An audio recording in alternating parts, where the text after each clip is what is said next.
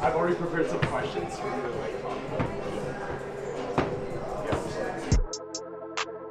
Tim's gonna be guiding us through a back workout. We're gonna be doing a little bit of biceps today too. It's gonna be sick. I'm super excited for that. It's gonna be... Dude, lead me, bro. So, basically for warm-up, what we're doing today is we got some Y raises. We're trying to get the low traps firing. Because most times that people run into shoulder issues, especially anything in the subacromial space, like shoulder impingement and bicep tendonitis, things like that, it's because their low traps are weak. So if you get strong low traps, usually your shoulders are in a pretty good spot. The other thing we're gonna hit is our external rotators, infraspinatus and teres minor. And those are going to be the two main stabilizers of your shoulder joint anytime you're in external rotation. And on this pull day, we're going to be in a lot of external rotation. So bro, I don't even know any of those terms. That's why we're I just warm up, bro. Y raise is pretty much, you make the shape of a Y, and you try and reach as high as you can, and you're going to get a sharp contraction in your middle back. That's your low traps fire. So I usually do about 8 to 10, and then I get into my external rotations. Yeah. And I pretty much get straight to the workout. But my warm up isn't super long. I like to keep it short and sweet.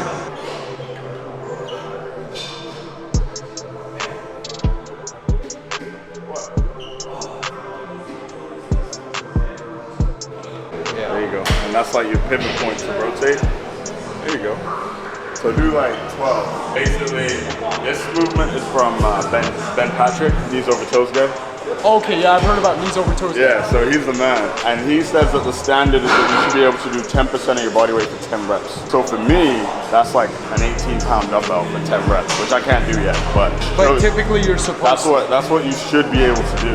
10% of your body weight for 10 reps. For 10 reps. Okay. I'm 150, so that's like 15. Yeah, we'll try the 15. We're doing 5s right now, so I'll probably die within like 8 reps.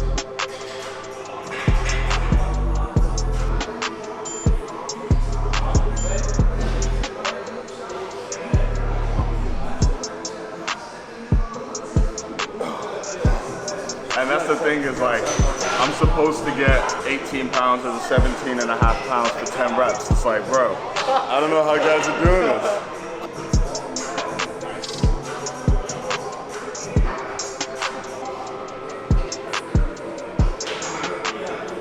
All right, we go with the left hand first. Oh yeah. 12.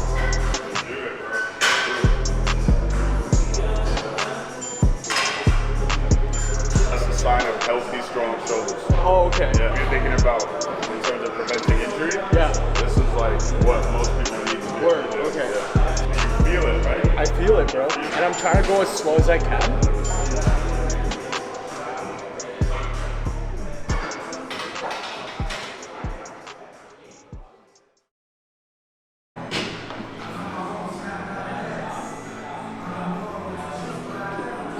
The nice thing about this is, even though you're hitting the traps and the rhomboids, you're getting a little bit of rear delt too.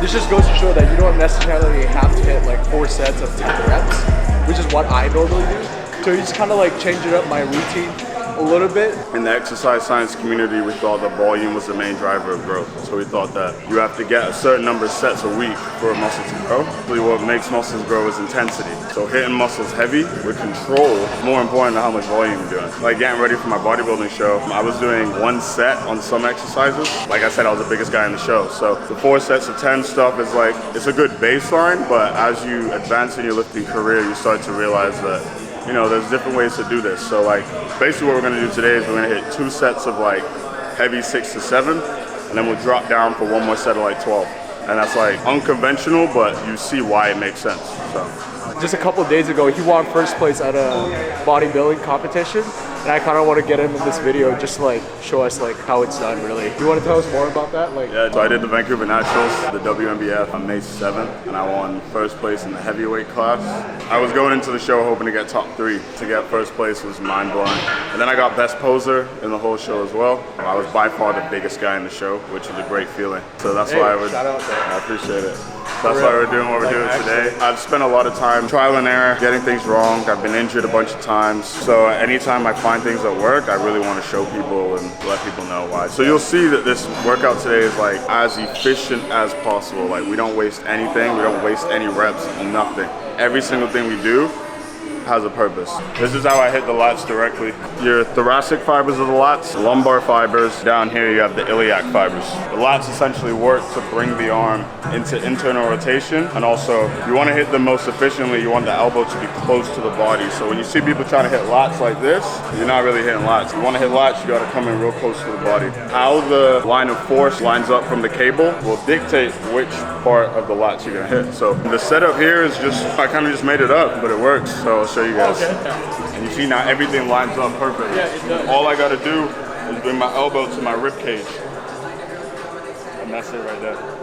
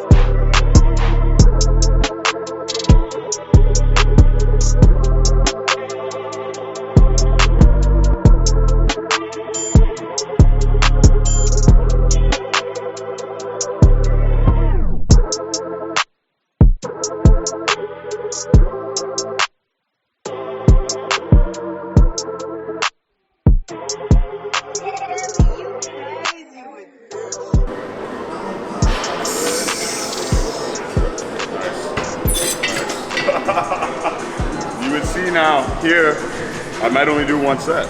Like, why do I need any more? Facts. If I were to do a similar exercise that requires this similar position, I wouldn't be doing 155, bro. I don't know what it is, just the way you set up this thing. Is like you're still the one moving that weight. It's like, why would I ever want to do any other lat exercise? Because I can't put as much weight through the muscle.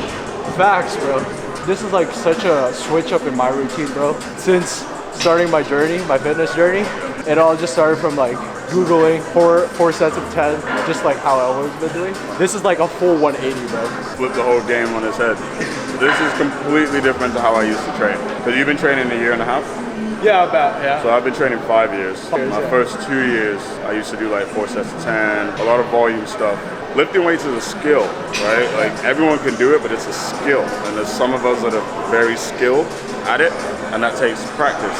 It's never gonna be perfect, but as close as I can get it. Because it's like, you don't even wanna do 4 sets of this. Like, I don't wanna do 4 sets of this. This whole routine is making me realize like 4 sets is like, it's overkill. I'm gonna be honest, like I get bored almost. At 3 working exercises in, I'm like hyped. But bro, like exercise number 5, the 4th set, like mentally I'm not there. Let's try 210.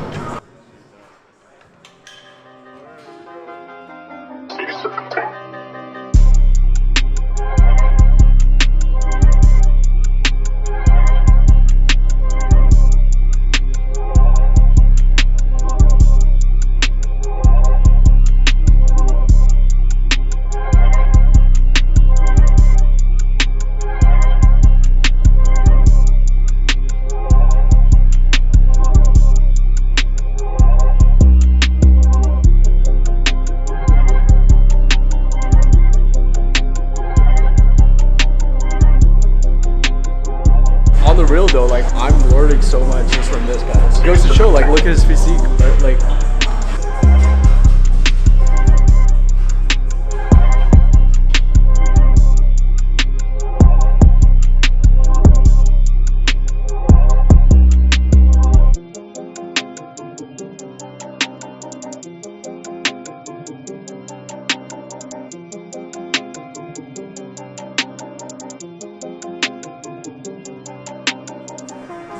Absolutely have to go lighter on this one. Now what we're gonna do is we're gonna hit the bicep with the arms behind us, shoulder extension. So basically you do 5 reps, and then you hold a 5-second stretch. 5 more.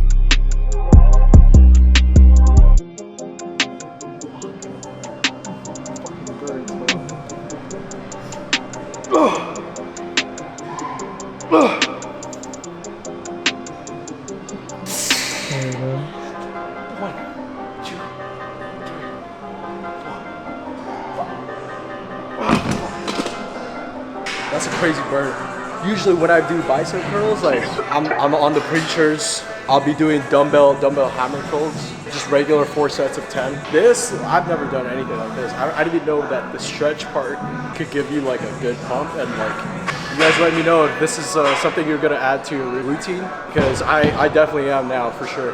So basically what we're doing is we're doing a cable drag curl. As we go into flexion at the elbow, we simultaneously go into extension at the shoulder. Instead of just here, we're going here. Okay. Right? I don't even know if I can hit this. Let me be humble real quick.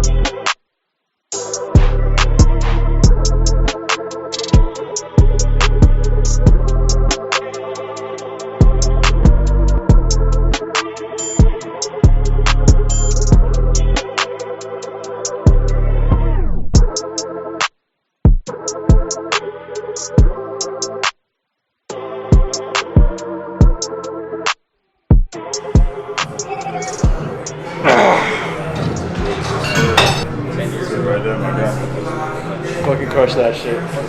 Shout out to this guy right here. That was a good session. It was actually a good session. Really good workout. I've learned so much, bro, and I hope you guys did too. Considering like you're a natural bodybuilder and that you just like competed and won first place like at a natural bodybuilding competition, which is like, that's impressive. I ain't gonna lie. What are some tips you can provide for the viewers watching who are trying to get into like bodybuilding? We kind of discussed this earlier, but spend your time developing your skills. Bodybuilding is a skill and lifting weights is a skill. Develop that. Make sure your technique is good. My advice to my younger self would have been to not compete right away. I actually wish I would have waited longer. Really get that foundation and then compete after that. In terms of actual competitive bodybuilding, I'm smiling because it's something that you can't understand until you do it. But I love it, I'm passionate about it, and it's really hard.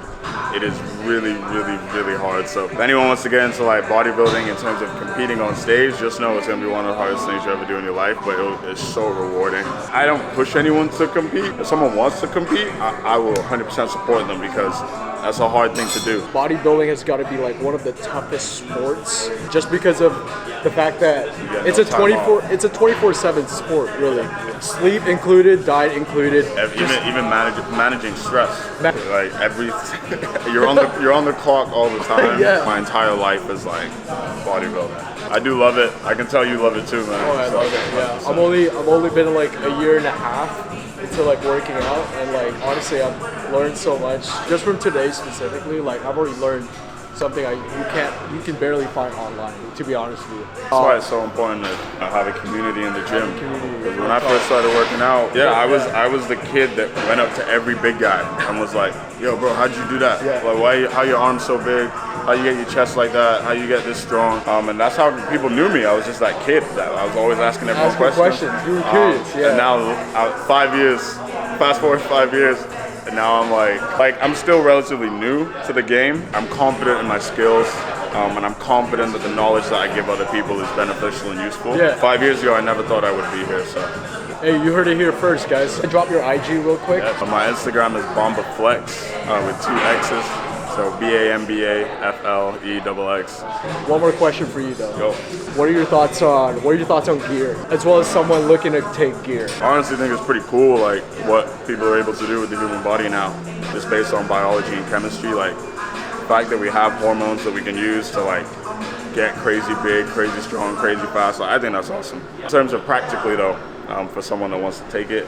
Side effects is just, for me, that's the biggest deterrent. Is fitness is fun and enjoyable. Yeah. That adds a level of complexity to it that I would rather not deal with. Yeah. What about you? I would consider taking it if I was competing. I'm personally not competing. I just love working out for the aesthetics. I'm just here to look good, essentially. But I enjoy the game for what it is. And that's just me. That's just my take on it. I would only take gear only if I were to compete. That's gonna wrap it up for this back session with the one and only. I appreciate you. The viewers are gonna appreciate this segment. We're learning from the best guys in the game, so that's gonna wrap it up. So we'll see you guys on the next video. Peace.